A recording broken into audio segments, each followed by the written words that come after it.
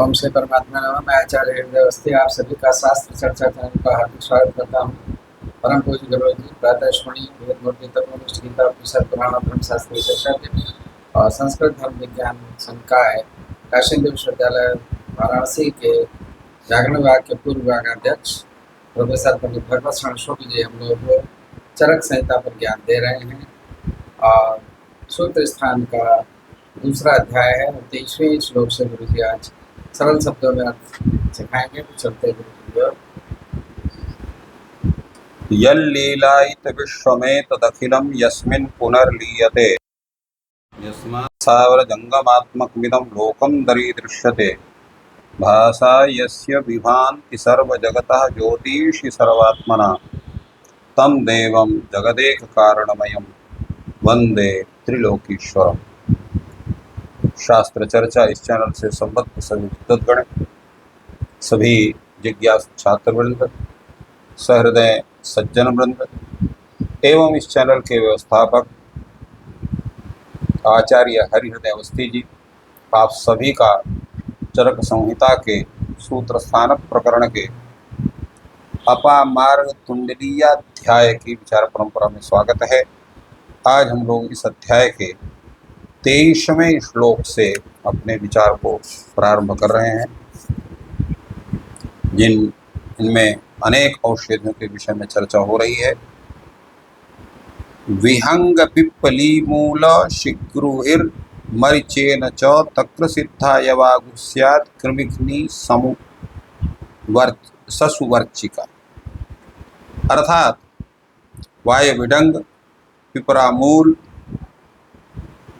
और पिपली और शीघ्रु अर्थात सहजन, इनके साथ मरीचेन अर्थात काली मिर्च, इन औषधियों के तक्र सिद्धा अर्थात माठे में बनाई हुई जो यवागु है उसमें जो है सज्जी खार को मिला करके सेवन से वो क्या करती है, ऐसी जो औषधि है उसका सेवन करने से पेट में जो कीड़े होते हैं वो मर जाते हैं अर्थात नष्ट हो जाते हैं। तो इस औषधि के विषय में बताएगा। अगली औषधि का है मृद्विका सारी बालाज पिपली मधुनागरही पिपासाग्नि विषग्नि च सोमराजी विपाचिता। दो औषधियों का, दो योगों का इसमें वर्णन है। एक पिपासा नाशिनी, एक विष नाशिनी। पिपासा ना जिसको प्यास जिसको बार बार लग रही है, बार बार पानी पीने पर भी प्यास नहीं जा रही है। और विषग्नि का मतलब हुआ जिसने विष जो है धोखे में या किसी ने खिला दिया या स्वयं खा लिया, ऐसी अवस्था दोनों का है। तो मृद्वी का सारी वालाज पिपली मधुनागरी, मृद्वी का अर्थात मुनक्का, और जो है अनंत मूल धान का लावा, मधु और नागर मोथा, इनके द्वारा सिद्ध जो यवागु है उसमें मधु मिलाकर सेवन करने से पिपाशा की शांति होती है। और सोमराजी विपाचिता विषग्नि, सोमराजी माने बाकुची, उससे साधित जो यवागु है उसके सेवन करने से विष का नाश होता है अर्थात जो बाकुची है वो विषनाशक औषधि है। सिद्धा वराह निर्यु है यवागुर गृहिणी मता। और वराह निर्यु है, वराह माने सुअर के मांस का जो रस है उसमें पकाई गई जो यवागु है वो वृंहण कारक होती है अर्थात जो द्रव्य गुरु शीत मृदु स्निग्ध बहल स्थूल पिच्छल मंद और स्थिर लक्षण वाले होते हैं, ऐसे उनको ग्रहण कहा जाता है और उसको नाश करता है। गवे धुकानाम मृष्टानाम कर्षणीया समाक्षिका। और भुने हुए गवेक्षुक धान माने जुनरी, मक्का, बाजरा, इनके जो धान है इनको यवागु में शीतल हो जाने पर मधु मिला करके पीने से जो शरीर की कृशता है वो नष्ट होती है, माने अर्थात जो है कृश होता है अर्थात स्थूलता नष्ट होती है। तो ये जुनहरी जिसको कहते हैं और मक्का जो कहते छोटी जो मकाई है वो एकदम छोटी छोटी, उसको जुनहरी कहा जाता है और बाजरा कहा जाता है, मक्का कहा जाता है। इनका अगर यवागु जो शीतल हो जाए तो मधु डाल शरीर जो है कृश होता है अर्थात स्थूलता दूर होती है। सर्पिष्मती बहुतिला स्नेहनी लवणान्विता कुशामलक निर्यूहे श्यामकानाम विलुक्षण।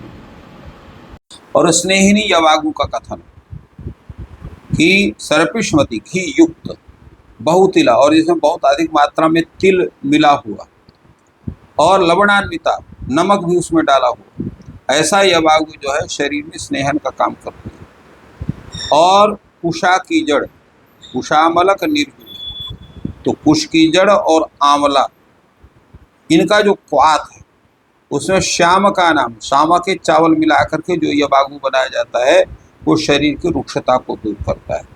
दशमूली श्रिता कास इक्का श्वास कफापहा, और जो 10 मूल द्वारा बनाई गई जो यवागु है वो खांसी को, हिचकी को और दमा को और कफ को नष्ट करती है। यम के मदिरा सिद्धा पक्वाशय रुजापहा, और यमक माने संवाग घी, तेल और मदिरा इनके द्वारा रचित जो यवागु है वो पक्वाशय माने प्रकाशगत जो वातज शूल है उसका नाश करती है।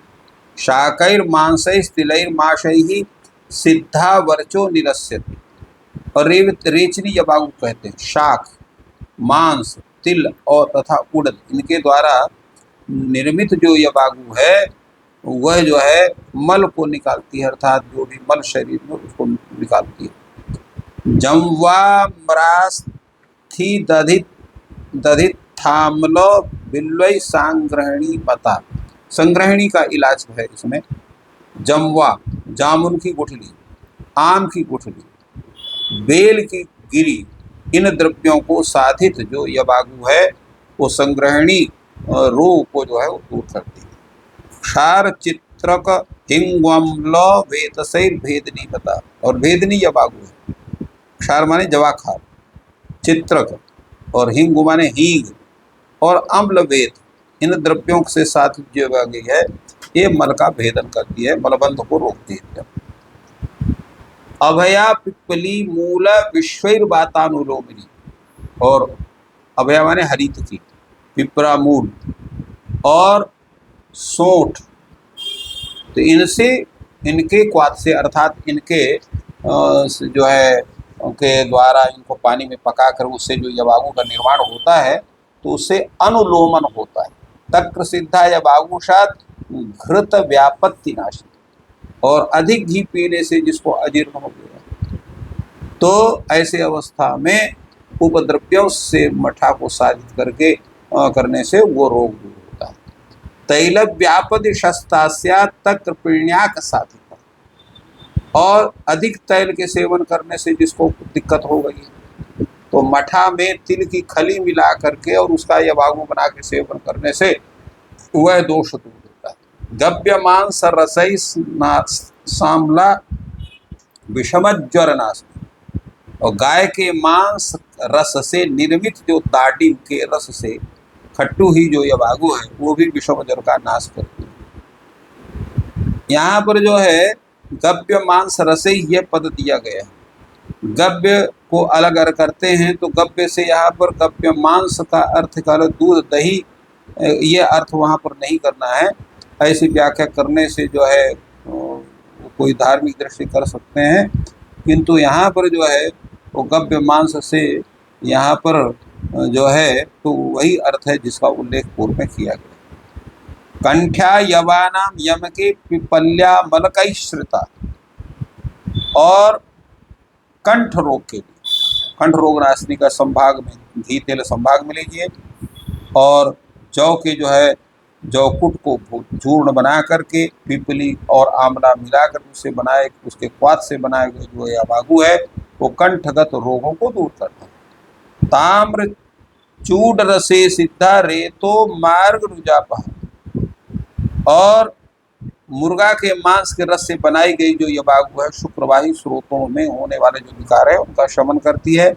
समाश विदला वृषा घृत क्षीरोपसादिता, और घी में भूंज कर दूध में पकाकर जो उड़द की दाल है उससे बनाई गई जो यवागु है वो बल वीर्य वर्धक होती है। उपोदिका दधिभ्याम तो सिद्धा मद विनाशी, इसको जो है पोई का जो शाक और दही इससे बनाया गया जो यवागु है वो मद का नाश करता है, अर्थात किसी को अधिक मद्यपान कर लिया है तो उसका वो दोष दूर होता है। क्षुधाम हन्यादपा मार्ग क्षीरो क्षीरो क्षीरमोधारसई श्रुता। ये कहते हैं दूध और गोधा के मांस के रस से बनाई। क्षीर गोधा रसई, तो क्षीर गोधा रसई श्रुता अर्थात दूध तथा गोधा के मांस के रस से बनाए गए जो अपामार्ग के जो भूसी रहित बीज हैं उनकी जो खीर है या यवागु है उसके बना से बुभुक्षा का नाश करती है, अर्थात भूख नहीं लगती है। अष्टाविंशति रीत्येता यवागवः परिकीर्ताः पंचकर्माणि चाश्रित्य प्रोतो भविष्यत्य संग्रह। यहाँ आचार्य कहते हैं कि 28 प्रकार के यवागुओं का वर्णन किया गया है। ये जो है पंच कर्म के इसके पूर्व पंच कर्म संबंधी जो औषधियाँ उनका संग्रह का विवेचन किया गया है। पूर्व मूल फल ज्ञान हेतु रुक्तम यद औषधम पंचकर्माश्रय ज्ञान हेतु तत्कीर्तनम पुनः।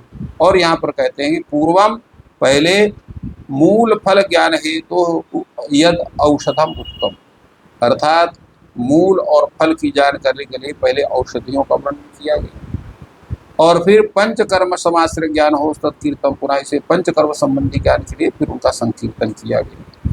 स्मृतिवान हेतु युक्तज्ञो जितात्मा प्रतिपत्तिमान भिषक औषध संयोग चिकित्सा कर्तुम अर्हति। जिसकी स्मृति अच्छी है, जो कारणों के और युक्तियों का अच्छा जानकार है, जो जितेंद्रिय है और प्रतिमत्तिवान जो विचार करने में कुशल है, ऐसा जो वैद्य है औषध और संयोग के द्वारा वो जो है सबकी चिकित्सा करने में समर्थ होता है।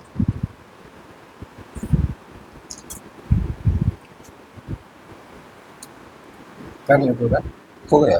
हो गया। इस प्रकार गुरु जी ने आज दूसरा अध्याय संपूर्ण किया जो अपामार्ग छाव्य अपामार्ग जो कि अपामार्ग का मुख्य उपदेश करता है। इसमें विशेष करके पंचकर्म में जो यवागु प्रयोग में 28 प्रकार के यवागुओं का यहाँ पर वर्णन है। आपका दिन शुभ हो।